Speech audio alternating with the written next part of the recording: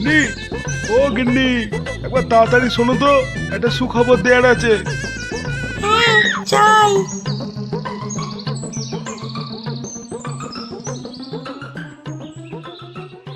বলো, কি খুশির খবর দেবে তুমি? আমি এইমাত্র ব্যাংকে চেক করে এলাম, ফুটো আমাদের ব্যাংকে 40,000 টাকা পাঠিয়েছে। ও মা, তাই নাকি? সে তো খুব ভালো কথা। ফুটো শহরে গিয়ে একটা ব্যবসা শুরু করেছে, সেই জন্যই 40,000 টাকাটা পাঠিয়েছে। আর আমাদের একটা ডিম দুজনকে ভেঙে খেতে হবে না। হ্যাঁ ঠিকই বলেছ। সেদিনকে যদি অতগুলো কথা না বলতাম, তাহলে ওরা ফুটো আজকে আমাদের সাথেই তাহলে থাকতো।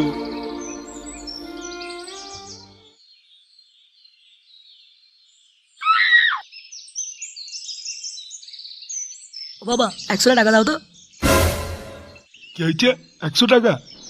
হ্যাঁ, ওই পোল্ট্রি সবাই মিলে পিকনিক করে বলে ঠিক করেছে। দাও না বাবা, আমিও করবো। শুয়োরের বাচ্চা, তোরা আমায় কি ভেবেছিস বলতো? কি টাকার কাজ নাকি লেওড়া? শালা আড্ডামরা ছেলে, আর কতদিন বাবার গান মেরে মেরে খাবি?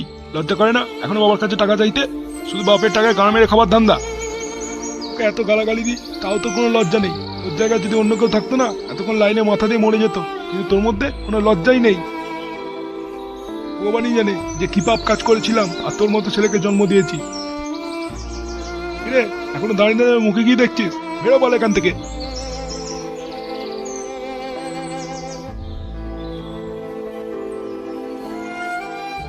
যত সব বালছালগুলো এসে জোটেও আমার কপালে। হ্যাঁ গো, তুমি এখনো তো কি চিন্তা করছো? না গো গিন্নি, কিচ্ছু চিন্তা করিনি। আর 5 জনের মতো আমরা এবার সুখে দিন কাটাবো, রোজ মাছ মাংস করে খাবো। গিন্নি, তুমি আমাকে একটা ব্যাগ দাও, অল্প করে একটু মাংস আর আমাদের পরার জন্য কিছু নতুন জামা কাপড় কিনে নিয়ে আসি। হ্যাঁ গো গিন্নি, তুমি আজ একটু সাটা ভেঙে রান্না করবে, কষিয়ে মাংস খাবো। আচ্ছা ঠিক আছে। জয় মা। মা গো মঙ্গল কর মা, এইভাবেই যেন ফুটো ব্যবসায় এগিয়ে যায়।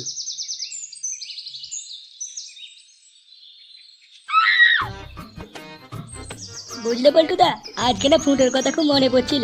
ফুটো থাকলে কত আনন্দ হতো, কত মজা করতাম আমরা সবাই মিলে। আর এখন ফুটোও নেই, আর সেই মজাও নেই। সব যেন কেমন একটা ঝিমিয়ে গেছে।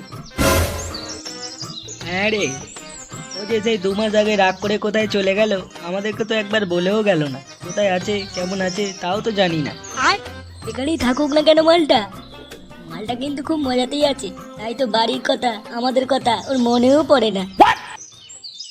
খারাপ তো আছে ওর মা বাবা। ওর বাবাটার জন্যই তো খারাপ লাগে। এখনো সংসার চালানোর জন্য এখনো কাজ করে যাচ্ছে। আচ্ছা পল্টুদা, ওর বাড়ির কি অবস্থা একবার আমাদের দেখে এলে হতো না? আমরা বন্ধু হয়ে তো ওর মা বাবার পাশে দাঁড়াতে পারি। হ্যাঁ, কথাটা তুই ঠিকই বলেছিস। ফুটো যাবার পর হয়তো ওর মা বাবা ওর কথা ভেবে ভেবে খুব কষ্টে আছে। পল্টুদা, তাহলে চলো আমরা বরং একবার ওদের বাড়ি গিয়ে দেখে আসি। হ্যাঁ তাই চ, আমরা সবাই মিলে একটু দেখে আসি। কাকু, ও কাকু, কাকিমা, ও কাকিমা, পল্টুদা, আর একটু জোরে ডাকো। কাকু, ও কাকু। এই কেডা, দুপুরবেলা এরকম চালাচ্ছিস কেন? কিরে পল্টু, বচকে, ভোদা, তোরা এতদিন পর? ভাবলাম আমার ফুটে চলে যাওয়ার পর তোরা হয়তো আমাদের ভুলেই গেছিস।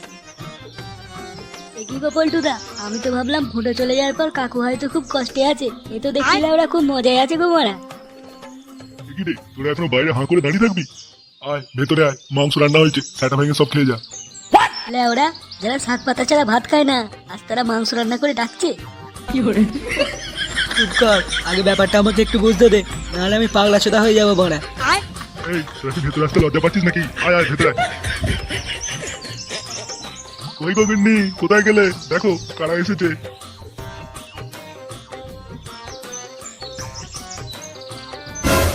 পল্টুদা, আমার চোখটা মনে হয় খারাপ হয়ে গেছে। কি করে? ও মা, পল্টু, ভোঁদা, পচকে, তোরা? হ্যাঁ গো গিন্নি, ওরা তো ভেতরে আসতেই চাইছিল না, আমি ওদেরকে জোর করে নিয়ে এসেছি। হ্যাঁ, খুব ভালো করেছো। আজকে এই খুশির দিনে সবাই মিলে একসাথে না থাকলে হয়? খুশির দিন মানে? কারো কি পোঙা টোঙা মারা গেল নাকি কাকু? আরে না রে না, আমাদের ফুটো, সে তো বাইরে গিয়ে খুব বড় চাকরি করছে রে। তাই তো সে মাসে 40,000 টাকা পাঠিয়েছে।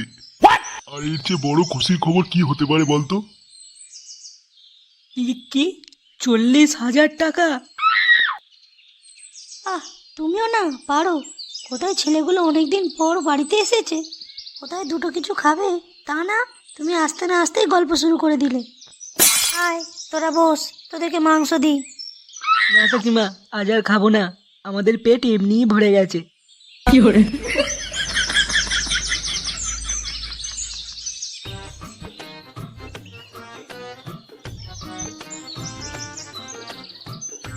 অত কি ভাবছো গো পল্টুদা?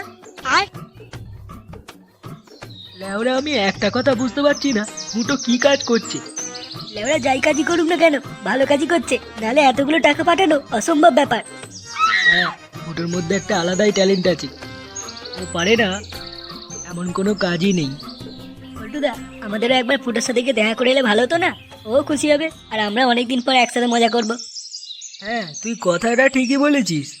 তাহলে কালই বাস ধরে সকাল সকাল গিয়ে ওর সাথে দেখা করে আসি। পল্টুদা, আমি ভাবছি ফুটো যদি আমাদেরকেও কাজে লাগিয়ে দেয়, তাহলে আমরাও দুটো বেশি টাকা ইনকাম করতে পারবো। আমিও ঠিক করে নিয়েছিলাম ওরা বিদেশে গিয়ে ফুটোর সাথে চাকরি করবো। আচ্ছা ঠিক আছে, তাহলে কাল সকাল সকাল বেরিয়ে পড়বো আমরা।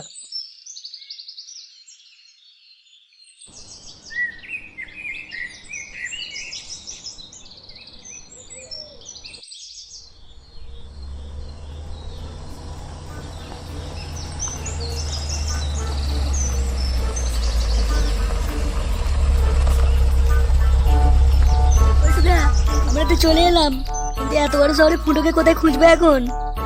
তো এগিয়ে দেখি সামনে ফুটোকে কেউ চেনে কিনা।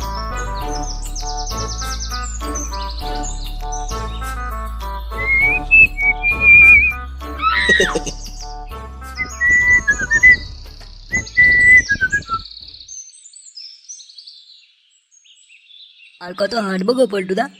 লেওড়া সে বাস থেকে নেমে তো হেঁটেই যাচ্ছি, এবার তো মনে হচ্ছে হেঁটে হেঁটে লেওড়া আমাদের গ্রামেই পৌঁছে যাবো আবার। ওই তো পল্টুদা, সামনে একজন দাঁড়িয়ে আছে, লেওড়া ওকে জিজ্ঞাসা কর তো ফুটোকে চেনে কিনা। এই যে দাদা, শুনছেন?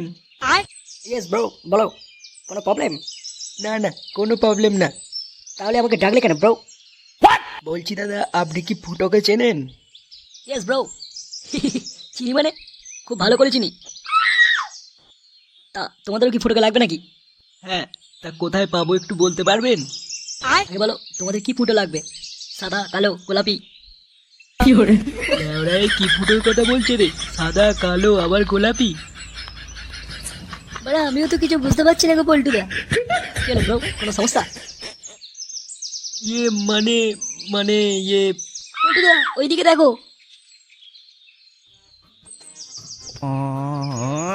ফুটো পার্লার এখানে যত্ন সহকারে করা হয়?